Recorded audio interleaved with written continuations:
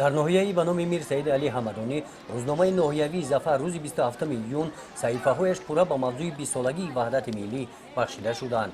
این جوانان اعضایان تشکیلات جمعیتی سازندگان وطن پیش از آغاز چهاربینی‌های ایرانه این نشر روزنامه را به ساکنان تقسیم نمودند.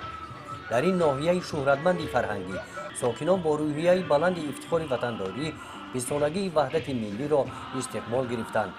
کوچه و پس کوچه ها، راهرو و گذرگاه ها، حوله و منزل های استقامتی تازه و آزاده نگاه داشته شده مرکز ناحیه با درختان چنارهای بلند سایه افکن انا همین گونه سیمای ایرانه گرفته است. در مجلس تنتنوی رئیس ناحیه بخشیده به این سنه مهم تقدیرساز وحدت ملی ساکنان ناحیه را تبریک نمود. ناحیه به نام میر سعید علی حمدانی ناحیه اگرری بوده درآمد اساسی ساکنان دهات به استفاده عاقلانه زمین سخت وابستگی دارد. سابقه‌داران مهنت دهقانان اصیل برآمد نموده از تنجی و آسایشتگی مملکت شکرانه نمودند. آنها قید نمودند که در دوران صاحب استقلالی تاجیکستان در نتیجه وحدت و همدلی صاحبکاری خود روش یافته سطح زندگی ساکنان سال تا سال بهتر می‌گردد.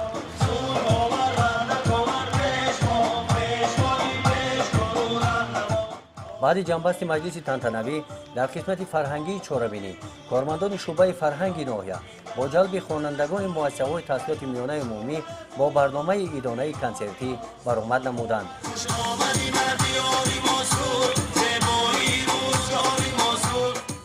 در آماده سازی برنامه ادانه کنسرتی بخشیده به وحدت ملی که از سرودهای وطن دوستانه عبارت بودند سهم شعبه معارف و علم ناحیه خیر کرده شد. وحدت ملی